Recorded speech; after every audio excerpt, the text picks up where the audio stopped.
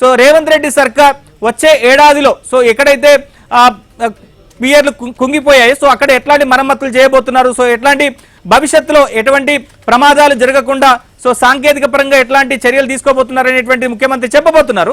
So ఆ తర్వాత ఇదే మంథని నియోజకవర్గంలో కాళేశ్వరంకి దగ్గరలో ఉన్నటువంటి నస్తూరుపల్లి అనేటువంటి విలేజ్, కాటారం మండలం నస్తూరుపల్లి అనేటువంటి విలేజ్ లో సో ముఖ్యమంత్రి రేవంత్ రెడ్డి సాయంత్రం 6:30 గంటలకు బహిరంగ సభలో పాల్గొనబోతున్నారు. ఇది రెండవ విడత రైతు భరోసా నిధుల విడుదల సందర్భంగా రైతులను ఉద్దేశించి ముఖ్యమంత్రి మాట్లాడబోతున్నారు. సో మొత్తం మీద ఈ ముఖ్యమంత్రి మాజీ ముఖ్యమంత్రి ఇద్దరి సభలు పోటాపోటీన సాగబోతున్నాయి. సో కేసీఆర్ అసలు ఈ సభలో ఏం చెప్పబోతున్నారు, సో ఏం మాట్లాడబోతున్నారు, సో ఎవరి మీద ఆయన తన అటాక్ ని ఉంచబోతున్నారు. సో ఇప్పటికీ మనం చూస్తున్నాం గత కొన్ని రోజులుగా దేశవ్యాప్తంగా అలానే తెలంగాణలో జరుగుతున్నటువంటి రాజకీయ పరిణామాలు కావచ్చు. సో వాటి మీద ఏడాది తర్వాత బయటికి వస్తున్నటువంటి కేసీఆర్ అసలు ఏం మాట్లాడబోతున్నారు అనేటువంటిది ఒకంత తెలంగాణ రాజకీయాల్లో తీవ్రంగా ఆసక్తిని కలిగిస్తున్నటువంటి పరిస్థితి. మరోవైపు ముఖ్యమంత్రి రేవంత్ రెడ్డి కూడా ఈ 2.5 ఏళ్ల పాలనలో తమ ప్రభుత్వం తీసుకొచ్చినటువంటి మంచి పనులే కావచ్చు, సంక్షేమ పథకాలే కావచ్చు, లేదా ప్రతిపక్షాలు చేస్తున్నటువంటి విమర్శల దాడిని ఆయన ధీటుగా ఎదుర్కొనేటువంటి పరిస్థితి కనిపిస్తుంది. సో మొత్తం మీద సాయంత్రం 6 గంటల తర్వాత సో తెలంగాణలో టీవీలలో ముఖ్యంగా ఈ రెండు ప్రాంతాల్లో ముఖ్యమంత్రి మాజీ ముఖ్యమంత్రి ప్రజలను అడ్రస్ చేసేటువంటి కార్యక్రమాలన్నీ కూడా చాలా పెద్ద ఎత్తున జరగబోతున్నాయి. సో ముఖ్యంగా పోటాపోటీ సభలుగానే చెప్పుకోవచ్చు. సో తొలుత ముఖ్యమంత్రి రేవంత్ రెడ్డి మాట్లాడబోతున్నారు. సో ఆ తర్వాత కేసీఆర్ మాట్లాడేటువంటి అవకాశాలు కనిపిస్తాయి. సో ఒక రకంగా ముఖ్యమంత్రి రేవంత్ రెడ్డి చేసేటువంటి విమర్శలను కేసీఆర్ తన సభలో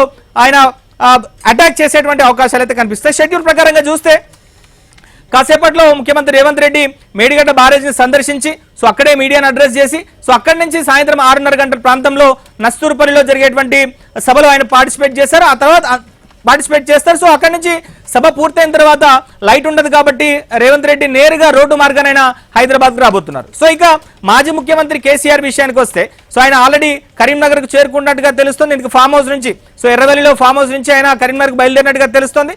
సాయంత్రం 5:20 ఆయన కరీంనగర్కు చేరుకుంటారు. సో అక్కడి నుంచి జగిత్యాలకు చేరుకుంటారు. సో జగిత్యాల్లో ఉమ్మడి కరీంనగర్ జిల్లాకు సంబంధించినటువంటి బీఆర్ఎస్ పార్టీ నాయకులతో మాట్లాడతారు. సో అంతకుముందు సర్వమత ప్రార్థనలు ఉంటాయి. ఆ తర్వాత 6:30 గంటల ప్రాంతంలో జగిత్యాలలోని ప్రజా ఆశీర్వాద సభ వేదిక వద్దకు వస్తారు. అంటే 7:30 గంటల ప్రాంతంలో కేసీఆర్ మాట్లాడేటువంటి అవకాశాలు కనిపిస్తాయి. సో మొత్తం మీద ఈ ఇద్దరు ముఖ్యమంత్రి మాజీ ముఖ్యమంత్రి సభలు అనేటువంటివి సో తెలంగాణ రాజకీయాల కింద ఆసక్తి రేపుతున్నటువంటి సభలుగానే చెప్పవచ్చు. సో ముఖ్యమంత్రి రేవంత్ రెడ్డి తరచూ సభల్లో పార్టిసిపేట్ చేస్తున్నారు, సో ప్రభుత్వాన్ని అటాక్ చేస్తున్నారు ఇంటా బయట. కానీ కేసీఆర్ అనేటువంటి వ్యక్తి ఏడాది కాలం తర్వాత మళ్ళీ ఒక సభా వేదిక ద్వారా ప్రజల్లోకి వచ్చి మాట్లాడడం అనేటువంటిది ఒకంత ఆసక్తిగా చర్చనీయాంశంగా మారింది. సో మొత్తం మీద చూడాలి. సో ఢిల్లీలో ఇటీవల జరిగినటువంటి పరిణామాలు చూసాం మనం. లోక్సభలో మహిళా బిల్లు సందర్భంగా జరిగినటువంటి పరిణామాలే కావచ్చు, అలానే నియోజకవర్గాల పునర్విభజనే కావచ్చు, సో అలానే ఇటు తెలంగాణకు బీజేపీ అన్యాయం చేస్తుందనేటువంటి విషయాన్ని బీఆర్ఎస్ నాయకులు పదే పదే చెప్తున్నారు. సో మరి ఇవాళ కేసీఆర్ నరేంద్ర మోదీని టార్గెట్ చేస్తారా, సో రేవంత్ రెడ్డిని టార్గెట్ చేస్తారా, సో ఎట్లాంటి మాటలు మాట్లాడబోతున్నారు, తన శ్రేణులకు ఎట్లాంటి దిశానిర్దేశం చేయబోతున్నారు అనేటువంటిది ఒకంత ఉత్కంఠగా మారింది. సో మొత్తం మీద ఈ రెండు ప్రాంతాల్లో అంటే రెండు సభలు జరుగుతున్నటువంటి ప్రాంతాల్లో మా ప్రతినిధులు ఉన్నారు. సో ప్రధానంగా కాళేశ్వరం దగ్గర మా ప్రతినిధి నవీన్ ఉన్నారు, అలానే జగిత్యాల్లో కేసీఆర్ నిర్వహించేటువంటి సభ వేదిక దగ్గర మా ప్రతినిధి శ్రీనివాస్ ఉన్నారు. సో ముందుగా మనం కాళేశ్వరం దగ్గరికి వెళ్దాం. సో అక్కడ ప్రతినిధి నవీన్ ఉన్నారు. సో నవీన్తో మాట్లాడదాం. So Naveen, so Revanth Reddy schedule ఏంటి, సో మేడిగడ్డకి ఎన్ని గంటలకు చేరుకుంటారు, సో కాటారంలో జరిగేటువంటి సభకి ఎన్ని గంటలకు చేరుకుంటారు, సో మనం చూస్తున్నాం మంత్రులు పెద్ద సంఖ్యలో వచ్చారు. సో తుమ్మల నాగేశ్వరరావు, ఉత్తమ్ కుమార్ రెడ్డి, పొన్నం ప్రభాకర్, పొంగులేటి శ్రీనివాసరెడ్డి, అలానే అడ్లూరు లక్ష్మణ్ కుమార్, వివేక్, దాదాపుగా ఒక 7-8 మంత్రులు వచ్చారు. సో ఇవాల్టి సభలో రేవంత్ రెడ్డి, ఎందుకంటే కేసీఆర్ సభ జరుగుతున్నటువంటి రోజు ఇవాళ సభ జరుగుతుంది కాబట్టి సో రేవంత్ రెడ్డి ఖచ్చితంగా ఈ సభ ద్వారా ఒక మెసేజ్ ఇచ్చేటువంటి ప్రయత్నం అయితే చేస్తారు. సో అక్కడి వాతావరణం ఎట్లా ఉంది, ఎంతమందిని జన సమీకరణ చేశారు, సో ఓవరాల్గా అక్కడ ఉన్నటువంటి మూడేంటి? నవీన్ గారు, మీరు చెప్పినట్టు ముఖ్యమంత్రి రేవంత్ రెడ్డి కొద్దిసేపటి క్రితమే ఇక్కడికి కాళేశ్వరం వచ్చారు. కాళేశ్వరం ముక్తీశ్వర స్వామి ఆలయంలో ప్రస్తుతం రేవంత్ రెడ్డి పూజా కార్యక్రమాలు చేస్తూ ఉన్నారు. అక్కడే 198 కోట్లతో ఆలయ అభివృద్ధి పనులకు, రాతి కట్టడాలు, అక్కడ ఉన్నటువంటి అమ్మవారి గుడికి రాతి కట్టడాల పునర్నిర్మాణ పనులకు భూమి పూజ చేసేటువంటి కార్యక్రమంలో ముఖ్యమంత్రి రేవంత్ రెడ్డి ఉన్నారు. గతంలో ఆయన ఎన్నికల సందర్భంగా ఇచ్చినటువంటి హామీ మేరకు ఇక్కడ ఆలయ పునర్నిర్మాణ పనులకు ఆయన శంకుస్థాపన భూమి పూజ కార్యక్రమంలో ప్రస్తుతం పాల్గొంటున్నారు. ఇది ముగిసిన అనంతరం నేరుగా నేరుగా పక్కనే ఉన్నటువంటి మేడిగడ్డ బ్యారేజ్కి వస్తారు. మేడిగడ్డ బ్యారేజీలో పునర్నిర్మాణ పనులకు సంబంధించి అంటే ఇప్పటికే ఎన్డీఎస్ఏ నిపుణులు సూచించినట్టు అక్కడ ఎలాంటి పునర్నిర్మాణ చర్యలు చేపట్టాలి. ప్రధానంగా మీరు చెప్పినట్టు ఇంతకుముందు 6, 7వ బ్లాక్లో ఉన్నటువంటి పియర్స్ ఏవైతే అవి ఉన్నాయో 2023 నవంబర్లో 7వ బ్లాక్లో ఉన్నటువంటి 19, 20, 21వ పిల్లర్స్ కూలిపోయాయి. అయితే ఈ కుంగిపోయినటువంటి నేపథ్యంలో ప్రాజెక్టు పనికిరాదన్నటువంటి విమర్శలు వచ్చాయి. దీని మీద ప్రభుత్వం కమిటీ వేసింది. తర్వాత నిపుణులు ఈ పూర్తి స్థాయిలో అధ్యయనం చేశారు. ఇక్కడ భౌతిక పరీక్షలు కూడా నిర్వహించి ఈ 6, 7వ బ్లాక్లో ఉన్నటువంటి పియర్స్ను మొత్తము పూర్తిగా తొలగించి తర్వాత ఇక్కడ ఇటు ప్రాజెక్టుకు ఎగువ భాగాన ప్రాజెక్టుకు దిగువ భాగాన డయాఫ్రమ్ వాల్ నిర్మించిన తర్వాతనే ప్రాజెక్టు మళ్ళీ కొత్త పిల్లర్స్ నిర్మించి ప్రాజెక్టును వినియోగంలోకి తీసుకురావాలన్నటువంటి ఆలోచనతో సంకల్పంతో ప్రభుత్వం ఉంది.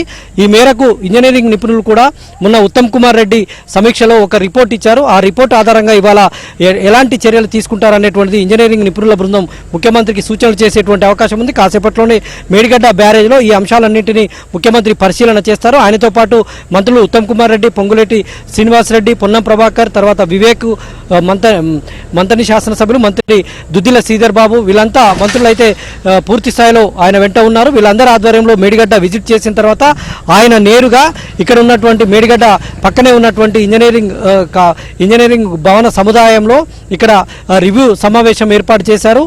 ఇక్కడ ఇంజనీర్లతో ఆయన పూర్తి స్థాయిలో రివ్యూ తీసుకున్న తర్వాత మేడిగడ్డ పైన తదుపరి కార్యాచరణ ఆయన ప్రకటించేటువంటి అవకాశం ఉంది. తర్వాత ఇదంతా కూడా ఇంజనీరింగ్ బృందం నిపుణులతో ఆయన చర్చలు జరిపిన తర్వాత పూర్తి స్థాయిలో ఆ నివేదికనంతా మీడియాకు వివరించేటువంటి అవకాశం ఉంది.